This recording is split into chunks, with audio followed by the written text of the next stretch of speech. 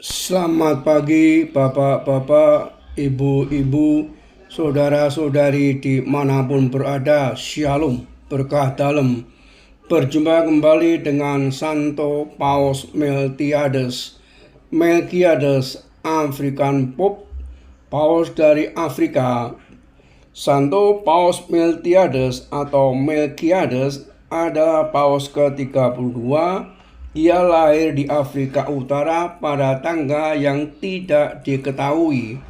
Seperti juga Santo Agustinus Hippo, Paus Melkiades adalah seorang putra Afrika Utara dari suku Berber.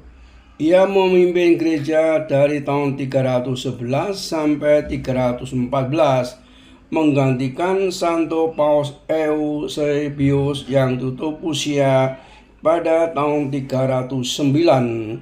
Masa kepemimpinannya ini tergolong kurun waktu yang amat bergelora bagi umat Kristen. Awalnya, Paus Melkiades mengalami banyak kesulitan baik dari lingkungan gereja sendiri maupun dari Kaisar Maximianus. Namun hal itu tidak berlangsung lama. Semua kekerasan berakhir dengan naiknya Konstantinus Agung, putra Santa Helena, ke atas tahta Kekaisaran Romawi tahun 312. Kenyataan itu diperkuat dengan terbitnya Edik Milano tahun 313 yang memberi kebebasan beragama kepada semua orang Kristen di seluruh kekaisaran di bawah perlindungan Kaisar Konstantinus. Pada masa kepemimpinannya, berkembanglah suatu aliran sesat di Kartago di bawah pimpinan Donatus. Pertentangan Melkiades dengan Donatis, para pengikut Donatus tampak mencolok pada waktu pengangkatan Caecilianus menjadi uskup Kartago, menggantikan uskup yang meninggal dunia. Semua imam di keuskupan Kartago bersama segenap umat dengan suara bulat memilih Caecilianus menjadi uskup baru. Melkiades mendukung pilihan itu karena Caecilianus dikenal sebagai imam setia pada iman yang benar dan agama Katolik yang apostolik. Namun para Donatis tidak menyukai dan menolak Caecilianus. Bagi mereka, Caecilianus adalah pendosa besar dan oleh sebab itu ia tidak layak diangkat sebagai uskup.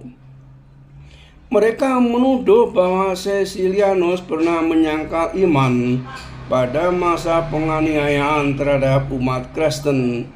Hal ini bertentangan dengan ajaran mereka bahwa seorang yang berdosa tidak bisa melayani sakramen-sakramen secara sah. Mereka mencoba memutarbalikkan kuasa dan perlindungan kaisar terhadap gereja sebagai dasar mempengaruhi agar dapat berperan dalam urusan internal gereja. Mereka menghadap Kaisar Konstantinus dan memohon agar kaisar turun tangan dalam menyelesaikan pertikaian mereka dengan Paus Melkiades perihal pengangkatan Caecilianus sebagai uskup Kartago. Mereka lebih menghargai Kaisar Konstantinus daripada Melkiades sebagai pemimpin tertinggi Gereja Kristus. Namun Konstantinus Agung sama sekali tidak terpancing oleh taktik busuk mereka. Ia menyerahkan perkara itu kepada Paus Melkiades dan meminta Melkiades segera mengadakan suatu sinode terbatas guna menyelesaikan masalah itu. Atas inisiatifnya sendiri, Paus Melkiades menyelenggarakan konsili dan dengan persetujuan Kaisar Konstantinus yang melipat gandakan jumlah uskup peserta. Konsili itu diselenggarakan pada bulan Oktober 313 di Istana Lateran. Dengan suara bulat, konsili tetap mengangkat Caecilianus sebagai uskup Kartago dan menghukum aliran Donatisme. Miltiades dalam kedudukannya sebagai paus mengekskomunikasikan Donatus dan para pengikutnya dari gereja. Miltiades bertindak bijaksana terhadap penganut paham sesat itu, sehingga banyaklah yang berpaling ke pangkuan gereja.